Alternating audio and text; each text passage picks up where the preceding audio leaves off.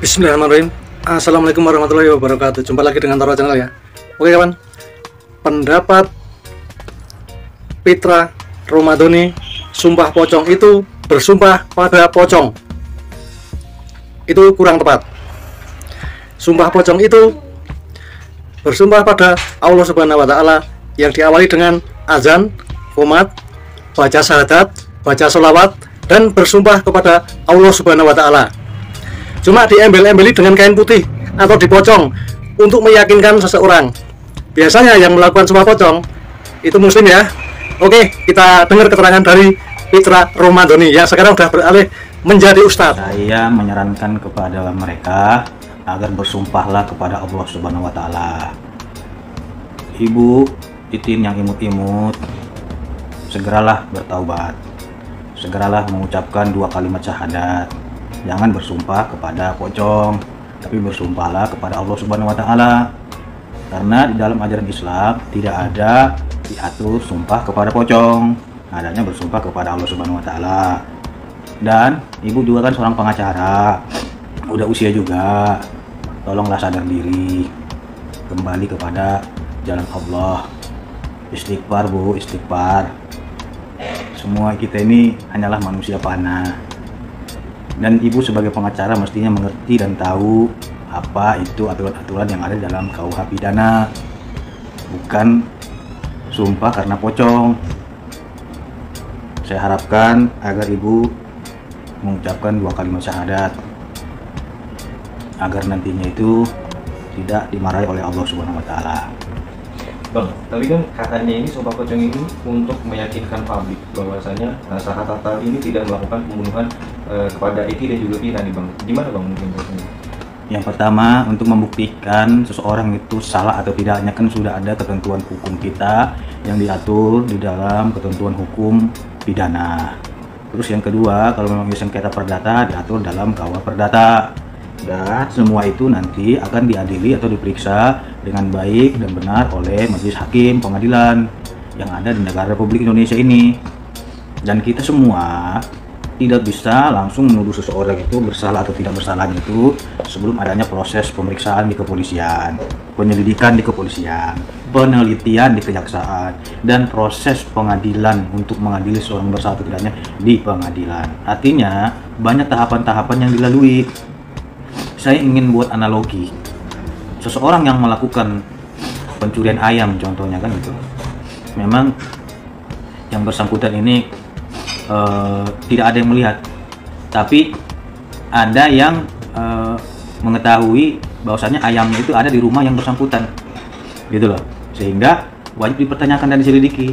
Nah, setelah diselidiki yang bersangkutan terlibat, nah tapi dia bersumpah aja, sumpah kepada pocong. Nah, sehingga dengan kayak sumpah pocong itu bisa dinyatakan bebas, kan aneh juga gitu loh. Kalau gitu nanti banyak pembunuh ataupun banyak penjahat-penjahat yang melakukan sumpah pocong, nggak ada proses peradilan terhadap yang bersangkutan. Untuk apa adanya kepolisian, kejaksaan, pengadilan yang berwenang mengadili itu.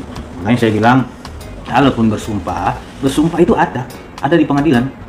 Nanti itu disumpah dan dipimpin oleh majelis hakim yang di bawah Al-Quran. Nanti dia bacakan lafal sumpah gitu loh, demi agamanya dan kepercayaannya masing-masing berdasarkan ketuhanan. Jadi saya kira sumpah-sumpah di luar itu nggak diatur dalam ketentuan hukum acara pidana. Makanya saya minta agar Mbak Titin yang imut-imut ini segeralah mengingat diri karena udah usia juga, seperti itu mas. Bang, tapi yang menarik ini adalah sebenarnya awal mula kenapa sumpah pocong itu kan terucap dari Ibu Rudiana yang awal bilang.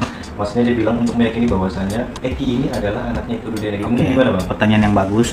Jadi karena kasus ini adalah kasus pelintar-pelintur namanya. Artinya seseorang ngomong A, nanti dipelintir jadi ngomong C, D, E dan lain-lain. Nah, Pak Rudiana itu pada waktu konferensi pers, saya juga kan nggak tahu itu, nggak ada juga di situ, saya di situ konferensi pers dengan ada beberapa rekan pengacara di situ.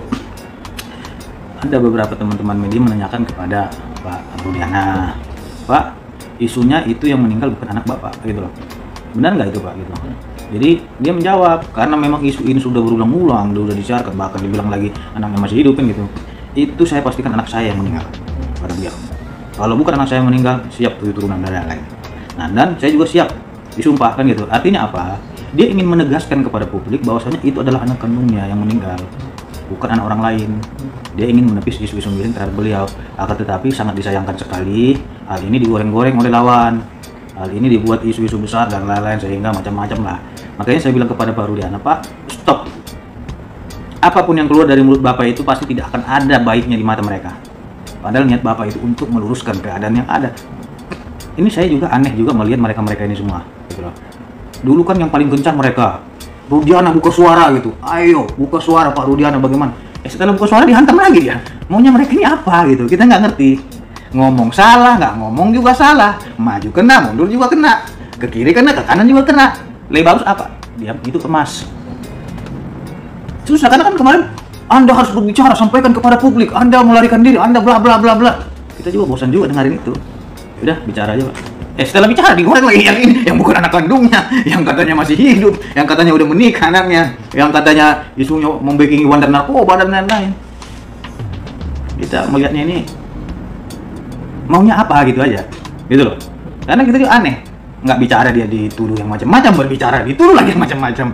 Jadi serba susah mas. Makanya saya melihat penegakan hukum itu tidak sehat lagi sekarang karena banyaknya peradilan netizen atau peradilan media sosial. Istilahnya itu trial by medsos gitu. Ini sangat mengganggu sih Bang, maksudnya banyaknya statement dari netizen juga yang itu gimana mungkin Bang? Kalau saya secara pribadi terus terang ya, karena saya juga kan klien-klien saya juga kan banyak ya, bukan hanya Pak Rudiana ini saja. Nah, tetapi saya melihat juga Pak Rudiana ini butuh diberikan bantuan baik secara moral maupun materi.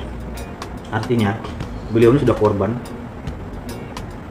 difitnah, dihancurkan, dikucilkan, dan dituduh yang macam-macam. Bagaimana itu terjadi apabila itu terjadi pada anak kita sendiri? Kamu sedang berjuang untuk menegakkan keadilan bagi anakmu. Ketika kamu berjuang dan itu sudah dilakukan proses peradilan yang adil dan diberikan kesempatan pembelaan juga kepada para terpidana maupun jaksa penuntut umum, dan itu diputus oleh hakim, justru dituduh yang salah kepada dia.